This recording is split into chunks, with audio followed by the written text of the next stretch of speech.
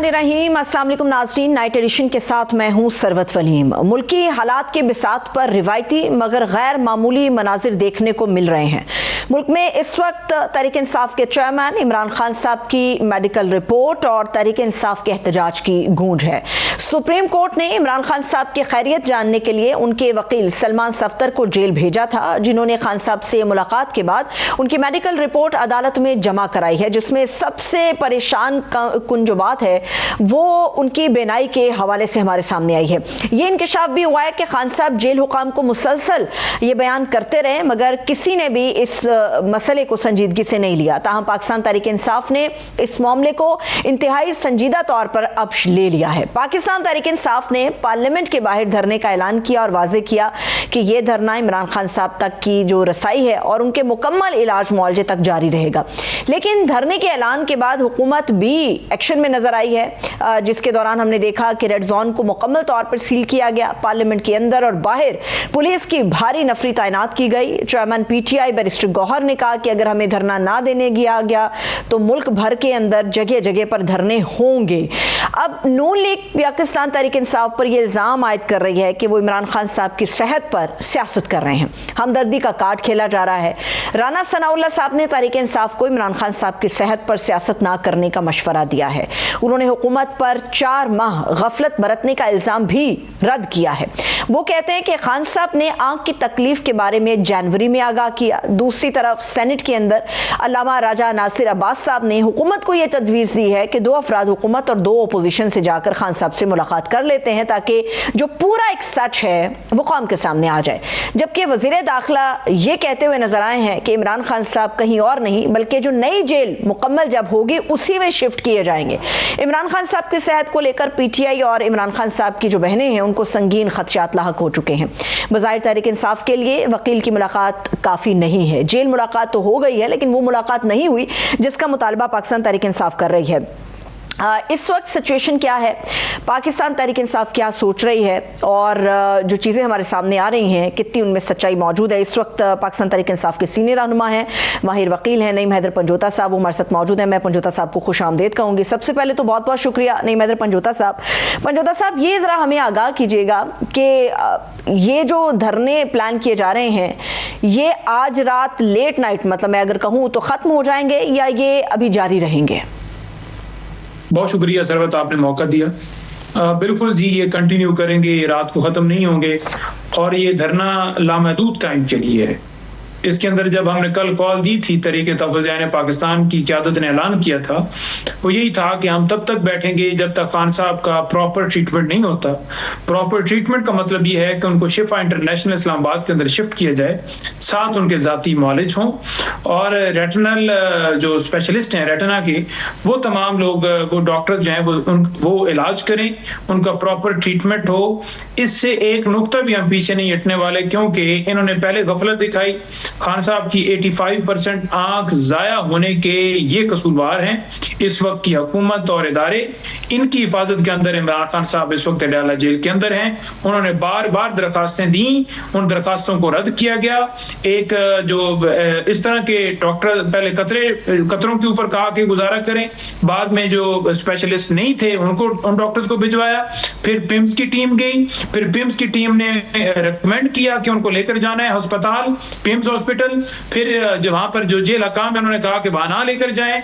उनकी जिद के बाद जो है उनको यहाँ पर लेकर आए और खान साहब की आंख के अंदर इंजेक्शन लगा है। इंजेक्शन रेटिना की जो मामला होता है उसके अंदर लगता है और इंजेक्शन जो लगा है वो इस बात का सबूत है, खान साहब का पिम्स मिलाना इस बात का सबूत है कि खान साहब की आंख इस कदर जो है उनको बीमारी लाहक थी जिसके ऊपर गफलत की गई, सुस्ती की गई, फिर छुपाया गया फैमिली से, वकला से, पार्टी से, हर एक से छुप के ये काम किया गया। पहले ये इनकार करते रहे, बाद में जब तस्दीक हुई तो इन्होंने कहा जी कि वाकई लेकर गए थे।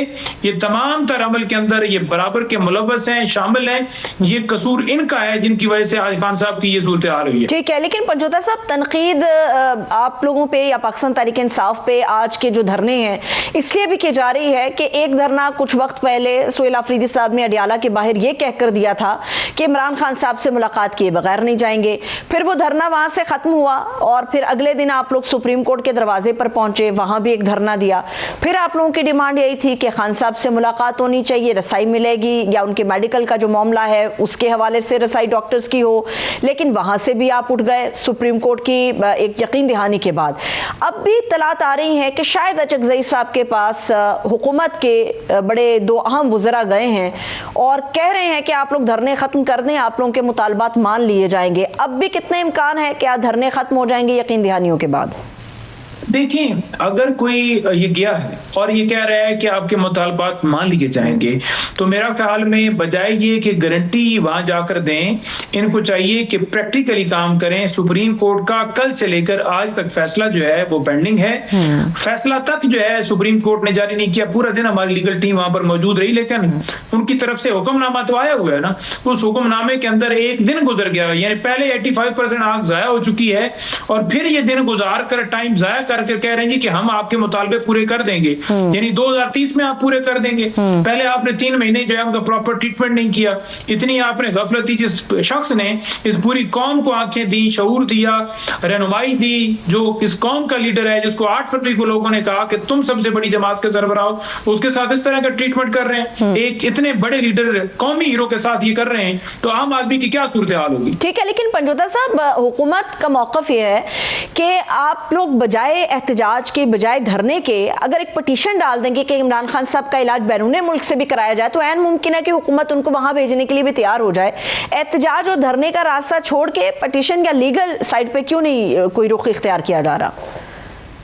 देखिए, बात सुने, सुप्रीम कोर्ट का फैसला आया हुआ है ना। उस सुप्रीम कोर्ट के फैसले के अंदर कितना एक इन्होंने पेशरफ्त की है, उससे आप अंदाजा लगा लें कि ये कितना कुछ कानून और आइन के मुताबिक चलने वाले लोग हैं। क्योंकि जेली मैंडेट से उनको कोई परवाह नहीं है, ये अपनी मर्जी से मुल्क चलाना चाहते हैं। कानून इनके लिए मैंने नहीं रखता, सुप्रीम कोर्ट इनके लिए मैंने नहीं रखती, अदालतें इनके लिए मैंने नहीं रखती, नंबर 1। नंबर 2, खान साहब के जो मेडिकल जो है उस हवाले से एक पटिशन जो है वो कल दायर होने जा रही है, जो आपके सामने भी आ जाएगी। उस पटिशन के हवाले से मैं पहले मौकफ नहीं देना चाहूंगा, लेकिन वो पटिशन कल दायर होगी।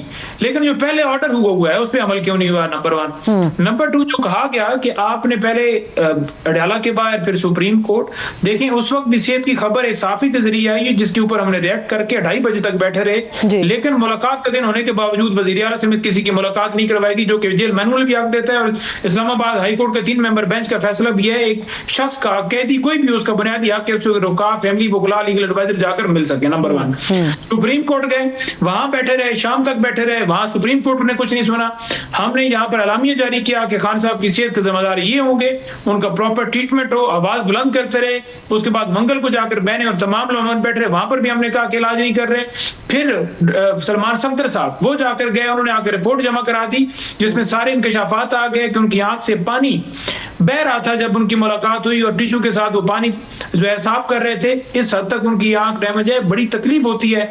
हल्का फुल्का भी आंख के अंदर अगर मच्छर भी आ जाए ना, तो आपकी आंख जो है ना, पेन वो बड़ा दर्दनाक होता है। ये तो खान साहब हैं जो उस रिपोर्ट के अंदर भी आपने देखा होगा, जो कह रहे हैं कि मुझे बुनियादी मेरे हक जो है, जो जीने के लिए जो हकूक हैं वो चाहिए, मुझे कोई और डिमांड मेरी नहीं है। लेकिन उसके बावजूद आप देख लें कि ये कह रहे हैं कि वो एनआरओ मांग रहे हैं, वो डील मांग रहे हैं, वो बाहर जाना चाहते हैं, वो भागना चाहते हैं। नवाज शरीफ इलाज के लिए लंदन जा सकते हैं, तो खान साहब का जो इलाज है, जो कि वाकई बीमार है, हालांकि वो तो बीमार भी नहीं थे, जो वाकई इलाज उनका होना है, जिस पर डॉक्टर्स कह रहे हैं कि उनका प्रॉपर ट्रीटमेंट हो, उसके लिए शिफा अस्पताल शिफ्ट करना हुकूमत के लिए क्यों इतना मसला बना हुआ है? फॉर्म 45 से 47 तो आप बना लेते हैं। मैं आपसे कंप्लीट इसका मतलब नहीं पूछूंगी, लेकिन ये जो आपने पंजोता साहब खबर दी है कि कल एक पटिशन भी आप लोगों की तरफ से खान साहब की सेहत को लेकर दायर होने जा रही है। इमरान खान साहब से मुतालिक जो सलमान सफदर साहब की रिपोर्ट है, उसमें वाज़े दर्ज है कि इमरान खान साहब अपने लिए जीने की जो बुनियादी सहूलियात हैं, फैमिली और बच्चों से मुलाकातें, उसके सिवा कुछ भी तलब नहीं कर रहे। आपकी पटिशन में भी यही बुनियादी सहूलियात का अदा किया जाएगा, या उनके इलाज मुआवजे के लिए जो है मुमकिन है वो करने के लिए आप कहेंगे? पटिशन होगी, मेडिकल के हवाले से पटिशन होगी। खान साहब जो हैं वो ना डील मांगते हैं ना डील मांगते हैं, ये उनका राइट है, और मेडिकल के हवाले से पटिशन होगी। कल पटिशन दायर होगी, लेकिन जो पहले ऑर्डर हुआ है उस पर अमल नहीं हो रहा, इसलिए ये एहतजाज जारी है। हमारे MPs, MNAs, ticket holder, senators सारे मौजूद हैं। लोगों को गिरफ्तार किए गए, MPs, MNAs को घसीटा गया है और हमारे वर्कर्स को गिरफ्तार किया गया है। ये चेहरा इनका इस फस्तायत निजाम का पूरी दुनिया देख रही है कि आज दुनिया के अंदर तमाशा नहीं बन रहा पाकिस्तान का कि पार्लियामेंट को आपने ताला लगा दिया, पार्लियामेंट लॉजेस को आपने ताला लगा दिया, KP हाउस के बाहर आपने गुल्लू बट बैठा दिए। आज पूरी दुनिया के अंदर यहाँ पर एम्बेसियां भी हैं, यहाँ पर सुप्रीम कोर्ट है, यहाँ पर मिनिस्ट्री है, यहाँ पर PM हाउस है, यहाँ पर दुनिया के सफीर रहते हैं। आज बदनामी नहीं हो रही। इमरान खान ने कहा कि हमारे मामलात के अंदर मुदाखलत नहीं होनी चाहिए। उस पर आपने कहा कि पूरी दुनिया के अंदर मुदाखलत होगी। कि इमरान खान ने ये जिक्र क्यों कर दिया? उसने साइफर का जो अंदर जो धमकी थी वो क्यों बता दी? तो ये इनकी बुग्ज है, ये इनकी जो है वो असलियत है। अभी मैंने बहुत सारी ऐसी चीजें हमारे सामने भी आई जो इस बात की तस्दीक करती हैं कि जब सुहेल आफरीदी साहब इस धरने के लिए पहुंचे, वहां पे आप भी मौजूद थे और आपके हमरा शफी जान साहब भी मौजूद थे। जो हमारे तक इत्तलात है, शफी जान साहब ने भी कुछ ज्यादती की पुलिस एहलकारों के साथ, मामला गड़बड़ हो गया। अगर आप हमें असल वाकया बयान कर सकें कि शफी जान का जो गिरेबान चाक किया गया, वो बुनियादी वजह कुछ शफी जान साहब की भी उसमें गलती थी या पुलिस एहलकारों ने अपने कानून का या अपने इख्तियार का ज्यादा इस्तेमाल किया? देखिए, पुलिस एहलकार, पुलिस, ये तमाम इदारे जो कोई हो, किसी जमात का, किसी जो है वो किसी बंदे का ये इख्तियार नहीं होता कि उनको अपने जाती मफादात के लिए इस्तेमाल करें। देखें, आईने पाकिस्तान आपको हक देता है कि आप पुरअमन एहतजाज कर सकते हैं। और ये एहतजाज कौन कर रहे थे? ये पार्लियामेंटेरियंस थे जो लाखों की तादाद के अंदर वोट लेकर यहाँ पहुंचे, जो लाखों के नुमाइंदे हैं। करोड़ों की आबादी को रिप्रेजेंट करने वालों को अगर आप ये कहेंगे कि आप पार्लियामेंट के सामने नहीं खड़े हो सकते या आप जो है वो सुप्रीम कोर्ट के सामने प्ले कार्ड लेकर या किसी लॉन के अंदर बैठ के नहीं कर सकते, तो ये जो है इनकी तरफ से ये फस्तायत है।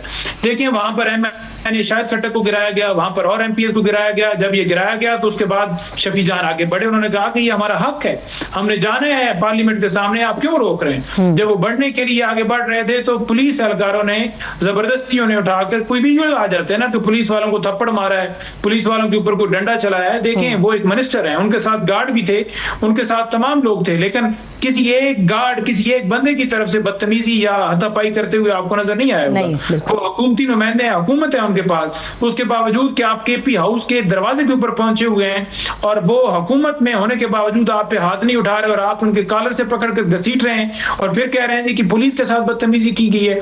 पुलिस को चाहिए कि वो आईनी हक इस्तेमाल करने दे तमाम लोगों को, जो उनका राइट है। जो ऊपर से ऑर्डर्स दे रहे हैं उनसे भी कहना चाहूंगा कि ऑर्डर्स जितने आप दे रहे हैं ना, ये किसी वक्त भी टाइम बदलते पता नहीं लगता। और जो जेलों का हमें कह रहे हैं ना कि जेल इस्लामाबाद के अंदर बनाई जा रही है, तो जेल बनाई जा रही है, उसके अंदर अगले दिनों के अंदर या चंद दिनों के अंदर या महीनों बाद या किसी भी लम्हे किसने जाकर शिफ्ट होना है, वो किसी वक्त भी वक्त बदल सकता है, पता नहीं चलता। ठीक है, अब मुझे बताइएगा कि आप लोगों का इरादा क्या है? 16 फरवरी तक आप लोग रुकेंगे या फिर जारी सारी रखेंगे इस काम को?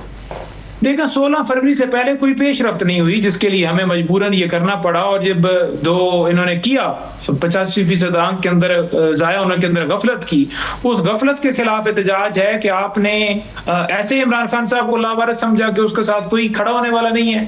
आपने ऐसे समझा कि आज आंक का मसला है, कल कोई आप एक और मसला बना दे। तो हमने रिएक्ट करना था, जो पुरअमन तरीके से हम रिएक्शन दे रहे हैं और हमेशा हम पुरअमन तरीके से देते हैं। और हम बैठे हुए हैं, ये एहतजाज जो है जारी रहेगा। इन्होंने कोई पेशरफ्त नहीं की, ये आगे भी पेशरफ्त नहीं करते तो जाहिर बात है 16 तक का सुप्रीम कोर्ट ने टाइम दिया हुआ है। तब उस दरमियान जो हम बैठे हुए हैं ये कुछ नहीं करते तो फिर ऑप्शन 2 की तरफ जा सकते हैं। ऑप्शन 2 क्या है? तमाम का मुतालबा है। क्या है ऑप्शन 2? देखिए, ऑप्शन 2 जो है वो ज़ेरे गौर है, जिसमें गुफ्तगू जारी है, जिसमें लोग इस वक्त डिमांड कर रहे हैं कि आप पूरे मुल्क की सड़कें जो हैं वो बंद कर दें। तो जब ये सूरत हाल आ जाएगी कि 16 तक भी ये कुछ नहीं करेंगे तो फिर लोगों के पास क्या ऑप्शन बचता है? फिर कोई अगर लीडर रहनुमा कहेगा भी कि आप रुक जाएं तो क्या लोग रुक जाएंगे? लोग मोहब्बत करते हैं, लोग प्यार करते हैं। तो इन हालात तक आप मजीद मुल्क को ना पहुंचाइए, अभी भी आपके पास वक्त है। देखिए, हम तो वक्त दे रहे हैं और कल अगर ऐसा अमल होता है तो फिर इसके कसूरवार तो आप होंगे, क्योंकि आपने खान साहब का इलाज तक नहीं कराया। ठीक है, तो हम एक कानूनी हक मांग रहे हैं, हम कोई कानून छाट के चीज तो नहीं मांग रहे। ठीक है, लेकिन चलिए अभी तक तो हम हुकूमत से मुताल्लिक बात कर रहे थे। आपको नहीं लगता पंजोता साहब पाकिस्तान तहरीक-ए-इंसाफ की भी अपनी गफलत इसके अंदर शामिल है? जब एक आखिरी मुलाकात डॉक्टर उस्मा साहिबा की हुई थी खान साहब से, उस मुलाकात के बाद मीडिया टॉक में भी उन्होंने बयान किया था कि इमरान खान साहब की आंख का कुछ मसला है और जिसकी वजह से वो परेशान थे, आंख से पानी निकल रहा था। अलीमा बीबी ने खुद इस पे मीडिया को अपडेट भी किया था। तो ये अचानक से रिपोर्ट सामने आई है तो आप लोगों को अंदाजा हुआ है गफलत हुई है पीटीआई की तरफ से, आप इसको तस्लीम करेंगे? नहीं, देखिए असद साहब ने जब गुफ्तगू की थी तो उसके बाद जो है हम बिल्कुल अदालत के बाहर भी गए और सुप्रीम कोर्ट भी गए और ये कहना कि पीटीआई ने कोई गफलत की है, हमने हर मौके पे आवाज बुलंद की है। असदुल्ला साहब की खबर देने से तकरीबन कुछ 4-5 दिन पहले ये मामला खान साहब के साथ पेश आ चुका था। एक सहाफी को पता था, लेकिन बदकिस्मती से मुझे ये कहने की इजाजत आप दीजिए पंजोता साहब कि पाकिस्तान तहरीक-ए-इंसाफ के जो ज़ीरक रहनुमा हैं आप जैसे, उन लोगों को इस चीज का अंदाजा ही नहीं था। नहीं, देखें, अगर किसी साफी के पास खबर थी तो जहरी बात है, इससे पहले भी खान साहब की हवाले से कि जी खान साहब को कुछ हो गया है, ये हो गया, वो हो गया, तो जब तक गुफ्तगू ना हो, खान साहब से ना मिले, आपने पिछले दिनों देखा होगा कि वहां मीठा छोड़ दिया गया है और खान साहब जो है वो बिल्कुल पता नहीं क्या क्या लोगों ने कह दिया, तो जाकर अंदर पता चला कि ऐसी कोई बात नहीं है। तो जहरी बात है, जब कोई कंफर्मेशन नहीं होती तब तक आप नहीं बढ़ सकते। तो हमें ये लगा उस वक्त जो पार्टी की आदत है, उन्होंने समझा शायद कि 8 फरवरी से फोकस हटाने के लिए, और इसीलिए अलीमा आपा का भी ट्वीट आपने देखा होगा जिसमें उन्होंने ये बात की कि ये लग रहा है कि ऐसा ना हो कि कहीं चाल हो, जब तक हमारी मुलाकात नहीं होगी तो उसके बाद ही कोई सेटिस्फेक्शन होगी। जब ये रिपोर्ट आ गई तो अब आप देख लें, संजीदगी तो है, तो हम सड़कों पर बैठे हुए हैं ना, तो इमरान खान से बढ़कर तो कुछ भी नहीं है। ठीक है, अब इमरान खान साहब ने इस रिपोर्ट के जरिए जो मालूमात हम तक पहुंची उसमें उन्होंने अपने खानदान में अपनी बहनों और अपने बेटों के साथ मुलाकात की भी बात की है। इस रिपोर्ट के मंजर आम पर आने के बाद और जिस तरह से पूरे मुल्क के अंदर, मैं कहूंगी इंटरनेशनली भी शोर मचा है, बहुत सी रिपोर्ट्स इसके ऊपर बन चुकी है इमरान खान साहब को लेके, इमरान खान साहब के साहबजादों की तरफ से पीटीआई या इमरान खान साहब की बहनों के साथ क्या कोई राब्ता बहाल किया हुआ? नहीं, कोई राब्ता बहाल नहीं हुआ, कोई खान साहब से बच्चों की बात नहीं फोन पर करवाई गई। हालांकि सुप्रीम कोर्ट ने कहा कि उनसे बच्चों की बात कराई जाए और डॉक्टर्स की रसाई का भी उन्होंने कहा वो भी नहीं कराई गई। खान साहब तक किताबें जो हैं वो नहीं दी जा रही। देखें, किताबें क्यों हम बार बार डिमांड करते हैं? इसलिए क्योंकि खान साहब को एक ऐसे सेल के अंदर बंद किया हुआ है जहां उनके साथ कोई और नहीं रहता। तो एक बंदा कह दे तनाई के अंदर है, टीवी आपने बंद किया हुआ है, तो एक मुश्किल एक मामला है। और ये प्रिजन रूल्स इजाजत देते हैं, हर कैदी के पास वहां पर टीवी है, आम कैदी जितने भी हैं। तो इमरान खान साहब के पास जो टीवी लगाया हुआ है वो चलता ही नहीं है। तो जब ऐसी सूरत हाल है कि आपने मेंटली टॉर्चर करना है तो हम बुनियादी जो हक है उनका वो मांग रहे हैं, कोई और इससे हट के चीज नहीं मांग रहे। 2-3 दफा उनको गर्मियों में इस वजह से हुआ क्योंकि वहां गर्मी बहुत ज्यादा थी, खाना खाया और गर्मी लग गई, और जाहिर बात है ना एसी है ना, उन्होंने डिमांड की है। लेकिन देखें, एक ऐसा माहौल तो होना चाहिए कि बंदा वहां जिंदगी तो गुजार सके। तो जिंदगी गुजारने के लिए भी जो उनके बुनियादी हकूक हैं वो सल्ब हैं, जिसके लिए हम भरपूर तरीके से आवाज बुलंद कर रहे हैं। और खान साहब ने भी यही कहा कि मैं बुनियादी चीजें मांग रहा हूं जो जिंदा रहने के लिए जरूरी है, कोई और चीज नहीं मांग रहा। तो ये है इमरान खान साहब। और दूसरी तरफ आप देख लें कि जो डील करके भाग गए थे। ठीक है, अब मुझे बताइएगा 16 फरवरी की यकीन दहानी हम तक आई है, मगर 16 फरवरी के अंदर अगर कोई चीज ऐड ऑन करने के लिए पाकिस्तान तहरीक-ए-इंसाफ बात करती है तो वो क्या होगी? खान साहब के जो जाती मौलजीन हैं उनको शामिल किया जाएगा या कोई और मुतालिबा 16 फरवरी को लेके पीटीआई अपने जहन में रख रही है? देखिए, मुतालबा जिस वक्त है वो शिफा इंटरनेशनल में, क्योंकि वहाँ रेटिना के स्पेशलिस्ट जो हैं वो मौजूद हैं, वहाँ शिफ्ट किया जाए और साथ उनके जाती मौलिज हों। नवाज शरीफ साहब के भी साथ उनके जाती मौलिज डॉक्टर अदनान रहते थे, तो खान साहब के साथ क्यों नहीं ये कर रहे? तो हमारा मुतालबा है कि उनकी आंख जो है वो जाया ना की जाए। एक डॉक्टर ने तो बल्कि उसका चैनल था, मैंने देखा, उसने कहा जी कि इस बीमारी का प्रॉपर इलाज ना हो तो आंख निकालनी तक पड़ सकती है। जी जी बिल्कुल। और एक डॉक्टर ने मुझे बताया कि ये आंख से दूसरी आंख के अंदर भी ट्रांसफर, यानी आप खान साहब को टॉर्चर करके उनका प्रॉपर ट्रीटमेंट ना करके आप उनको नाबीना करना चाहते हैं। तो इमरान खान साहब के साथ ये जो कुछ हो रहा है, हम तो नहीं बिल्कुल आराम से बैठने वाले, इसलिए हम आज सड़कों पर हैं। ठीक है, अब एक आखिरी सवाल है। मैं सुबह बैरिस्टर अकील मलिक साहब का ट्वीट देख रही थी। अलग सुबह उन्होंने एक ट्वीट किया, उस ट्वीट में उन्होंने लिखा कि इमरान खान साहब का जो मामला है यकीनी तौर पे मेडिकल की जो बुनियादें हैं उसके तहत वो हल होना चाहिए, मगर वो ये कह रहे थे कि जब तक माहिरीन मुआयना नहीं आके खुद कर लेते, ये फैसला ना पीटीआई कर सकती है ना गवर्नमेंट करेगी कि भी खान साहब को कहाँ शिफ्ट करना है। पहले हम माहिरीन बुलाएंगे, खान साहब का पूरा वो चेकअप करेंगे, फिर माहिरीन जो सजेस्ट करेंगे उसी तरह से खान साहब का ट्रीटमेंट किया जाएगा। देखिए, खान साहब का ये राइट है, लीगल राइट है कि उनका प्रॉपर ट्रीटमेंट होना चाहिए, और सुप्रीम कोर्ट ने जब इंटरवीन किया कि उनका ट्रीटमेंट जो है वो ठीक नहीं हुआ और उनका प्रॉपर ट्रीटमेंट होना चाहिए, तो इस बात की वाज़ह तस्दीक है कि सुप्रीम कोर्ट भी कह रही है कि उनका ठीक इलाज हो।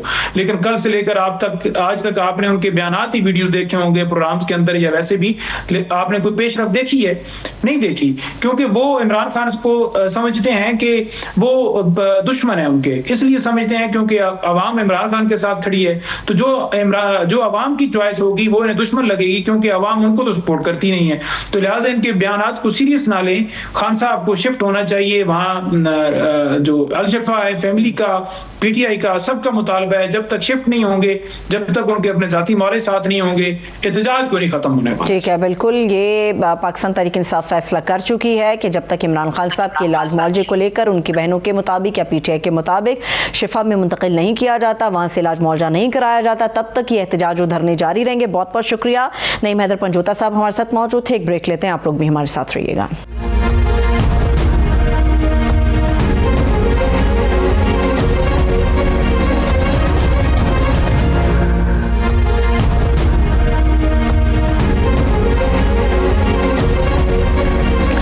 ब्रेक के बाद एक मरतबा फिर से खुशामदीद कहेंगे। बांग्लादेश में मोदी नवाज हुकूमत का तख्ता उलटने के बाद तारीखी इंतखाबी मार्का अपने अंजाम को पहुंचा। तारिक रहमान की बांग्लादेश नेशनलिस्ट पार्टी ने भारी अक्सरियत से मैदान मार लिया। ये इंतखाबात बांग्लादेश में साल 2024 के दौरान अवामी इनकलाब के नतीजे में शेख हसीना वाजिद के 15 साला दौरे आमरीत को ख़त्म होने के बाद मुनक्किद हुए हैं। मुल्क में सियासी इस्तेहकाम की बहाली के लिए इस इंतखाब को निहायत अहम करार दिया जा रहा है। ये बांग्लादेश की तारीख के 13वें कौमी पार्लिमानी इंतखाबात थे, जिसके बाद खालिदा जिया के बेटे और बीएनपी के चेयरमैन तारिक रहमान वज़ीर आज़म बांग्लादेश बनने की पोजीशन में आ चुके हैं। तारिक रहमान साबका वज़ीर आज़म खालिदा जिया मरहूम के साहबजादे हैं, और इसके अलावा आपको ये भी बताएं कि सदर मुमलिकत और वज़ीर आज़म की जानिब से बंगाल इंतखाब की जो फातेह जमात है उनके सरबरा को मुबारकबाद भी पहुँचाई गई है। एक तरफ बीएनपी इत्तेहाद कामयाबी का जश्न मना रहा है और दूसरी तरफ साबका वज़ीर आज़म हसीना वाजिद की पार्टी अवामी लीग को इंतखाबात में हिस्सा नहीं लेने दिया गया। इंतखाबात के मौके पर एक और अहम पेशरफ्त हमारे सामने ये आई है कि जब इंतखाब का दिन था उसी रोज़ बांग्लादेश में एक तारीखी रेफरेंडम भी मुनक्किद हुआ, जिसके तहत अवाम ने मुल्क में बड़ी आइनी तब्दीलियों की मंजूरी दी है। इन इक़दाम का मकसद इस मुल्क में इख्तियारात के इर्तिकाज़ को रोकना और जमहूरी निज़ाम को मजबूत बनाना बयान किया जा रहा है। इसी पर बात करने के लिए इस वक्त हमारे स्टूडियोज़ में हमारे मुअज़्ज़ज़ मेहमान मौजूद हैं। साबिक सफ़ीर बुरहानुल इस्लाम साहब बांग्लादेश में आने वाली जो इक़्तिदार की तब्दीली है उसके ऊपर इनसे तफसीली गुफ्तगू करेंगे। सबसे पहले तो बहुत बहुत शुक्रिया सर आपके कीमती वक्त के लिए। बुरहानुल इस्लाम साहब, मुझे ये बताइएगा, बांग्लादेश में इक़्तिदार तब्दीली का जो एक दर्जा हमने देखा, सियासी लिहाज से ये दर्जा कितना अहम है खुद बांग्लादेश और उसकी मुस्तक़बिल और किस्मत के हवाले से? बहुत ज़्यादा, इसलिए कि 2024 के स्प्रिंग नहीं ऑटम रिवोल्यूशन के बाद तब्दीली चाहते थे पूरी कौम। वहाँ के सिस्टम की तब्दीली, जो पॉलिटिकल कॉन्टेक्स्ट में मुल्कों के साथ ताल्लुकात, रिफॉर्म, फिर जो शेख हसीना जो एक जुल्म और बर्बरियत के जो एक निज़ाम चला के रखा हुआ था 15 साल के लिए, तो लोग उस सब से तंग आ चुके थे। जाने दे के आज़ादी हासिल किए। 36 दिन में 1400 लोग मारे गए थे हसीना के आखिरी दिनों। तो ऑब्वियसली लोगों में बहुत ज़्यादा जज्बा बलबला इस बात पे थी कि तब्दीली हर सूरत में लानी है। तो तब्दीली के लिए फिर उन्होंने कहा कि उनको तो हटाना है, फिर देखेंगे कि इनको क्या करना है। फिर डॉक्टर यूनुस साहब आके एक अच्छा सा प्लान, लोग उन्हीं लोगों के साथ मिल के, पॉलिटिशियंस और स्टूडेंट जो इन्वॉल्व थे बिल्कुल बहुत शिद्दत से, उन लोगों से मिल के फिर तय किया कि कैसे करें। 3 चीज़ों पे फोकस करते रहे। एक तो है कि देखें जो रिफॉर्म और चेंजेस जो कर सकते हैं निज़ाम में। ठीक है। सेकंड चीज़ ये हुई कि इलेक्शन की तैयारी कैसे करना, इस स्टेज पे कैसे जाए। थर्ड उन्होंने कहा कि बैन-उल-अक़वामी के कॉन्टेक्स्ट में, तल्लुकात के कॉन्टेक्स्ट में भी किसके साथ कैसे करें, ये सारी चीज़ें उन्होंने करना है। बहरहाल ये थोड़ा बहुत रिफॉर्म तो इन्होंने कर लिया। फिर एक रिफॉर्म एंड रिस्ट्रक्चर कमेटी बना के कोई 35 एक पॉलिटिकल पार्टीज़ के साथ ये डिस्कस करते रहे। ठीक है। अभी डिफरेंट प्रपोजल सामने आए और उसके तहत इन्होंने एक मैसिव रिफॉर्म एंड चेंजेस के एक वो बनाया, मुजवज़ा एक डॉक्यूमेंट। जी। तो उसको फिर इन्होंने कहा कि उसको कैसे करें। लोगों को ख्याल ये था कि ये जो आपने चेंजेस की है, मुल्क के अंदर जो तब्दीली आई है, ये तो एक एडहॉक अरेंजमेंट है, कॉन्स्टिट्यूशनल प्रोविजन तो इसकी थी ही नहीं। बिल्कुल। वो जो कुछ पहले थी इलेक्शन के लिए एक इंटरिम गवर्नमेंट कर सकते थे, वो शेख हसीना ने आके उसको ख़त्म ही कर दिया था। उसने कहा कि डेमोक्रेटिक प्रोसेस में ये जैसे यूरोप में, इंग्लैंड में होता है, एक पॉलिटिकल पार्टी इलेक्शन करवाता है, अगले को वो हैंड ओवर करते हैं। वहाँ तो एक कल्चर है, एक ट्रेडिशन है। हमारे साउथ एशिया में ये कोई ट्रेडिशन है? यहाँ पे ट्रेडिशन ही एक धौंस है जो नज़र आती है। बदकिस्मती से मेरा शायद ये लफ्ज़ थोड़ा सख्त है, लेकिन ये ऐसा है। सर आप मुझे कतई कलामी की माफ़ी अगर आप दें, आप जिस तरह से सिचुएशन को लेके आगे बढ़े, इन 36 दिनों में 1400 जो शहादतें हुई, उसमें बहुत बड़ी तादाद में स्टूडेंट्स थे। और 2024 के अंदर जो ये एहतजाज था, इसकी बुनियाद भी मैं अगर कहूँ कि तलबा ने रखी तो ये गलत नहीं होगा। लेकिन 2024 के एहतजाज के अंदर जो उमंगें थी, जो डिमांड्स थी, जो ख्वाब थे इन नौजवानों की आंखों में बांग्लादेश को लेके, ओवरऑल दुनिया के एक प्रोस्पेक्टिव में, आपको लगता है कि इक़्तिदार मुंतकिल होने के बाद इन तमाम चीज़ों की एक दुरुस्त अक्कासी भी हुई है, या सिर्फ एक प्रोसेस था, उससे निपटा लिया गया और आगे बढ़ गए? नहीं, हमें निपटा नहीं दिया गया। वो तो एक massive plan, points, issues discuss करके एक रिफॉर्म एंड स्ट्रक्चरल चेंजेस की एक कमेटी बनाई थी आपने प्रोफेसर यूनुस साहब ने। वो लोग फिर मिल बैठ के कोई बहुत बड़ा एक डॉक्यूमेंट बनाया कि क्या क्या करे, पार्लियामेंट के अंदर निज़ाम क्या होगा, distribution of power between the president and prime minister क्या होने चाहिए। अच्छा, एक पार्टी आके हुकूमत में आती है और अगर मेजॉरिटी हो जाए, जो मर्जी तब्दील कर देते हैं, ये तो नहीं चलना चाहिए। ठीक है। और जिसको अपने ऑपोजिशन को दबाना, उनके साथ ज्यादती करना, वो जो अपने दोस्त और ये, तो वो उसको कैसे चेंज करे, ये तो कल्चर की बात है। तो जिनके पास पावर आ जाए तो एब्सोल्यूट पावर के तरीके से इस्तेमाल करते हैं। तो उसके लिए उन्होंने प्रपोजल्स बनाई। और आपको जैसे याद है, एक रेफरेंडम के भी इसी में एक प्रपोजल वज दिया, लोगों ने उसको येस एंड नो में करना था। बिल्कुल। मज़े की बात है कि उस वक्त जब डिस्कस कर रहे थे, कुछ ऐसे रिफॉर्म्स हैं जो BNP जो है, बांग्लादेश नेशनलिस्ट पार्टी, जो तारिक रहमान की, वो लोग वो चेंजेस चाहते नहीं थे। उनका ये ख्याल था कि हमारे अपने एक 36 नुकाती प्रोग्राम है, हम उनको इम्प्लीमेंट करेंगे।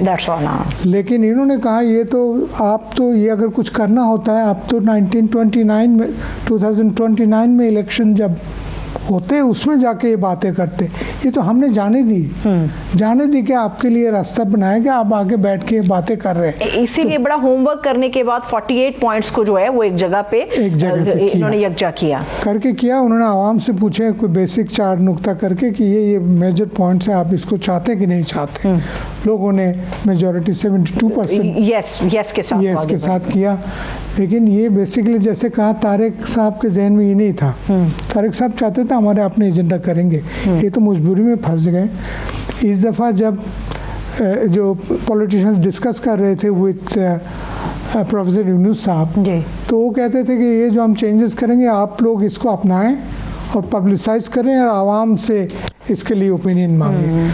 तो जमात वाले जब ये मांगते थे कि और जो स्टूडेंट्स पार्टी है, सिटीजन्स पार्टी, वो लोग तो जान दे के कहते थे ये तब्दीली लानी है, हमने इसके लड़ना है, दोबारा ज़रूरत पड़े जाने देंगे, लेकिन इसके बगैर चलेगा नहीं। लेकिन मैं अगर रुकूं आपको, लेकिन इसमें ये है बुरहान साहब, मुझे ये बताइएगा, तारिक रहमान साहब के जहन में नहीं है, उनकी पार्टी अक्सरियत के साथ इत्तेहाद में जीत गई है, एक शख्स जो पार्टी का चेयरमैन भी है उसके जहन में भी नहीं है, वो अगला वज़ीर आज़म बनने की पोजीशन में भी आ चुका है, और एक तरफ 48 पॉइंट्स एक साथ इकट्ठे हैं प्रोफेसर साहब के, तो ये पार्लिमानी निज़ाम और पार्लिमानी सियासत को मजबूत कैसे करेंगे जब एक शख्स जो है वो इसको तस्लीम भी नहीं शायद करेगा और ऐन मुमकिन है इसके ऊपर अमल भी ना हो। अब उनको करना पड़ेगा। अब तो रेफरेंडम कर दिया, आवाम चाहती है तब्दीली लाएं। ठीक है, उन्होंने इलेक्शन से पहले इसको कहना नहीं चाहते थे कि आप लोग हाँ पे वोट डालें, उनका ख्याल है कि अगर हाँ ना हो, एज सच उन्होंने ये नहीं कहा कि ना पे वोट डालो, खामोश रहे, लेकिन लोगों का ख्याल था ये तो हाँ नहीं कर रहे, इसका मतलब ना मान रहे, ना कहेंगे तो तब्दीली कैसे होगी। तो लेकिन आप मजबूर हो गए, आवाम ने कहा कि these are the changes that we want, आपको ये करना है। अब देखना है कि ये कैसे नुक्ता अपनी अब पार्टी इसके अंदर चलिए हम अभी ये प्रोसेस तो आगे बढ़ेगा, इसके अंदर जो एक वज़ीर आज़म के इख्तियारात को महदूद करने के हवाले से एक शिक शामिल की गई है इस रेफरेंडम के अंदर, उसमें कहा गया है कि या तो आप पार्टी के चेयरमैन या सरबराह रह सकते हैं या इस मुल्क के वज़ीर आज़म आप रह सकते हैं। तो ये चीज़ तो पूरे इस खित्ते में हम देखें बड़ी मुश्किल होती है कि पार्टी से भी हट जाएं और एक ओहदा भी ले लें, हमारे यहाँ तो दो चलते हैं। तो वहाँ पे ये चीज़ आपको लगता है कि अमेंड हो सकती है या अमेंडमेंट हो सकती है या इस तरफ जाएगी या इसके ऊपर अमल होगा? देखें, अभी बेसिकली सारे नुक्ता देखें तो लगेगा ऐसा कि एक नया कॉन्स्टिट्यूशन ये लिख रहे हैं, ठीक है, मैसिव है, तो वो सारे तब्दीली हो जाएंगे। ये अभी तो कह सकते हैं कि अभी मैं पार्टी के भी प्रेसिडेंट हूँ और प्राइम मिनिस्टर भी बन जाऊंगा, लेकिन ये तो पुराने कॉन्स्टिट्यूशन पे कर रहे हैं आप। Once you finalise that amendment, पूरा पैकेज, अगले दफ़ा फिर आपको एहतियात करना होगा, या पार्टी रखे या कैबिनेट के चीफ रहे और मतलब प्राइम मिनिस्टर। बुरहानुल इस्लाम साहब हमारे साथ मौजूद थे, हम एक छोटा सा ब्रेक लेते हैं, आप लोग हमारे साथ रहिएगा।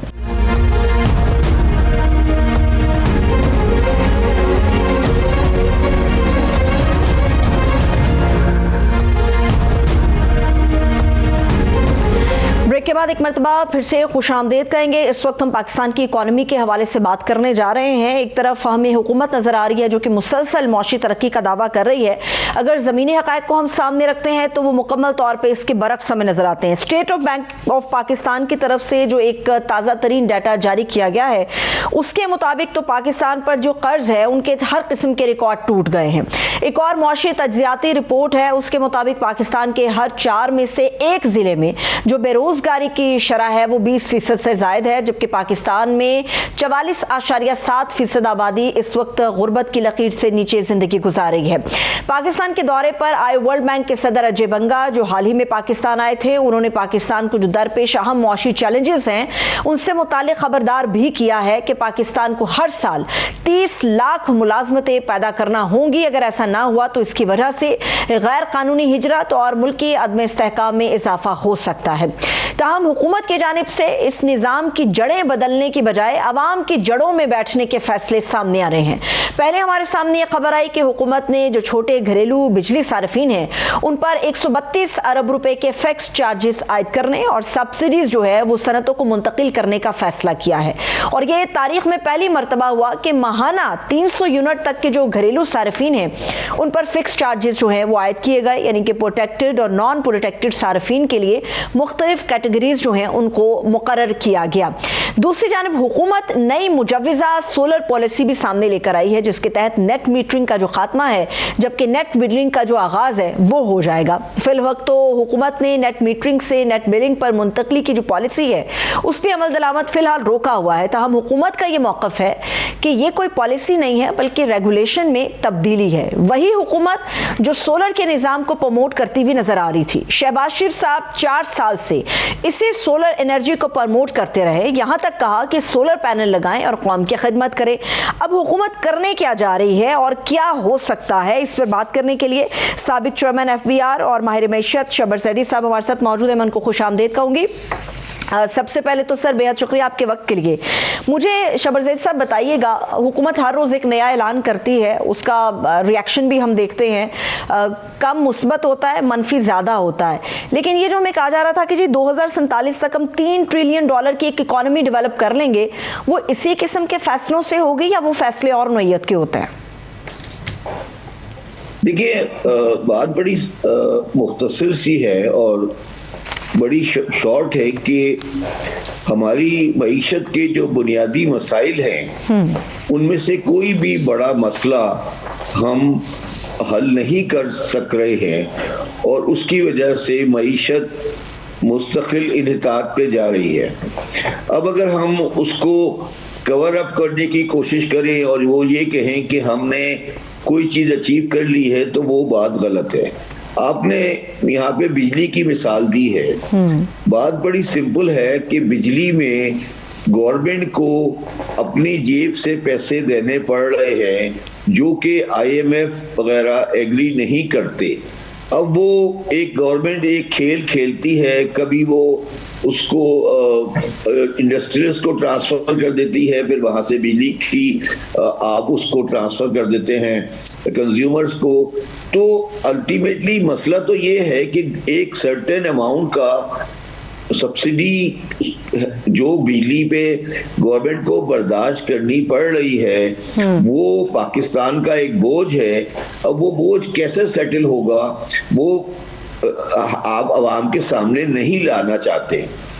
तो मेरी सिर्फ जो मईशत के बारे में बात जो मैं कहना चाहता हूँ और मैं बार बार कहता रहता हूँ कि हर गवर्नमेंट, कोई सी भी गवर्नमेंट हो जो पावर में होती है, वो पाकिस्तान की मईशत के बारे में ये कहती है कि बस 3-4 महीने की बात है और हमने मसाइल को हल कर लिया है और ये सब कुछ सही राह पे लग गया है, जबकि ये बात 100% गलत होती है। और पाकिस्तानी मईशत तकरीबन 25 साल से पटरी से उतरी हुई है और इसको पटरी में लाने में भी कम से कम 8 से 10 साल लगेंगे।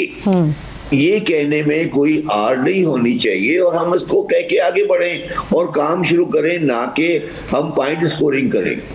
ठीक है, लेकिन शबरजैदी साहब, हुकूमत जाहिर सी बात है, चलिए हम मान भी लेते हैं कि हुकूमत अपने तय काम भी कर रही है, इकोनॉमी को बूस्ट कराने के लिए कोशिशें भी कर रही है, लेकिन जिस तरह से आपने अर्ज़ किया कि 8 से 10 साल लगेंगे दोबारा इसे ट्रैक पर लाने के लिए, तो हुकूमत जो इक़दाम उठा रही है क्या ये चीज़ें ट्रैक पर ले आएगी या इससे बिगाड़ और ज़्यादा पैदा होगा? क्योंकि पब्लिक के अंदर जो एक गम गुस्सा है वो तो ये बयान कर रहा है। देखिए, मेरी बात सुने, हुकूमत, ये मैं डिसएग्री करता हूँ आपकी बात से कि हुकूमत कोई इक़दाम उठा रही है।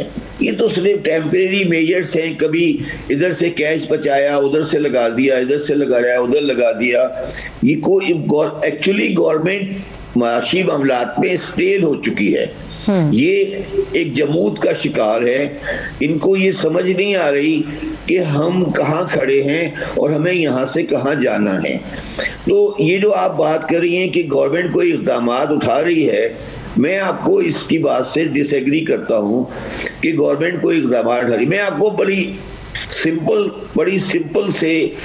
सिंपल तरीके से पाकिस्तान की मईशत के 5 बुनियादी मसाइल बताता हूँ और जब तक आप वो मसला हल नहीं करेंगे आपकी मईशत डगर पे नहीं आएगी।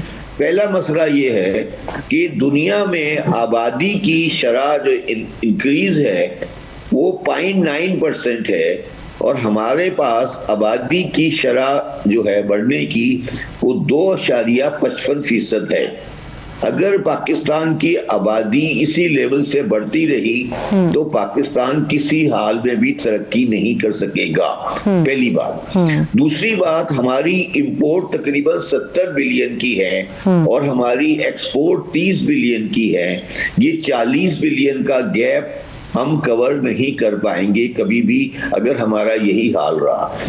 तीसरा पोजीशन ये है कि हमारा जो बिजली की इंस्टॉल्ड कैपेसिटी है वो तकरीबन 46,000 मेगावाट है और हमारा यूज जो है वो 25,000 मेगावाट भी नहीं है। तो हम 20,000 मेगावाट के पैसे कैपेसिटी चार्जेस पे करते हैं जो अल्टीमेटली कंज्यूमर को देने पड़ते हैं। चौथी वजह है कि हमारा जो टैक्स का बेस है, जो गवर्नमेंट ने अब एक्सेप्ट भी कर लिया है, वो नहीं बढ़ पा रहा है और हम उन्हीं लोगों को टैक्स कर रहे हैं जिसकी वजह से माशी सरगर्मियां सुकड़ रही हैं, बढ़ नहीं रही हैं। और आखिरी बात वो ये है कि हमारी एग्रीकल्चर प्रोडक्टिविटी और एग्रीकल्चर में रॉ मटेरियल प्रोड्यूस होने वाला जो मटेरियल है वो ग्रेजुअली खराब हो रहा है, बेहतर नहीं हो रहा। तो अगर जो मैंने आपको ये 5 चीजें गिनाई हैं, अगर इन 5 चीजों पर आप मुझे कोई एक अमल बता दें कि गवर्नमेंट ने, कोई गवर्नमेंट भी, मैं बात इसकी गवर्नमेंट की बात नहीं कर रहा, मैं बात कर रहा हूं पिछले 25 साल में किसी गवर्नमेंट ने भी इन 5 मसाइल पर कोई कामयाबी हासिल की हो, तो मैं फिर मईशत के बारे में गुफ्तगू करना छोड़ दूंगा। ये 5 बुनियादी मसाइल हैं पाकिस्तान की मईशत के, जो हम इग्नोर करते हैं और हम फिर छोटी मोटी बातें करके अपना टाइम ज़ाय कर रहे होते हैं और लोगों को बेवकूफ़ बना रहे होते हैं। ठीक है, अब सर ये जो आपने 5 बड़े ही अहम नकात हमारे सामने रखे, मैं कहूँगी माँ सिवाय ये जो आबादी बढ़ने का आपने फिगर हमारे सामने रखा, माँ सिवाय आबादी बढ़ने के फिगर के बाकी जो 4 मामलात हैं, इसमें हमें तकरीबन हर दूसरे चौथे एक लंबा भाषण जो है, एक लंबी तकरीर हमें सुनने को भी मिलती है, अखबारों में भी मिलती है। अब नहीं, मुझे देखिए मैडम, तकरीर आपको मिलती है, जी तकरीर आपको मिलती है, मगर क्या ये मसला किसी लेवल पे भी कोई इंप्रूवमेंट नजर आई तो मुझे बता दें। ठीक है, मैं सर इस गवर्नमेंट को चलिए छोड़ के जरा पिछली गवर्नमेंट की तरफ चलती हूँ। टैक्स के मामलात के ऊपर आप भी फेडरल बोर्ड ऑफ रेवेन्यू के चेयरमैन रहे हैं।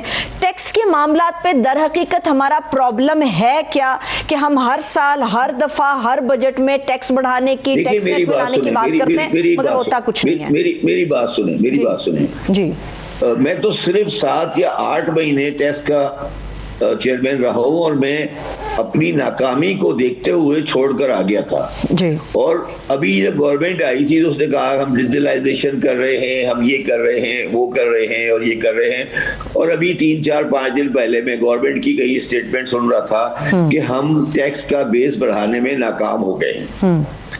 ये बड़ी मेरे हिसाब से खुशी की बात है उस सेंस में कि गवर्नमेंट ने कम से कम ये एडमिट किया कि वो इस चीज में नाकाम हो गए हैं और ये वो नहीं कर पा रहे हैं।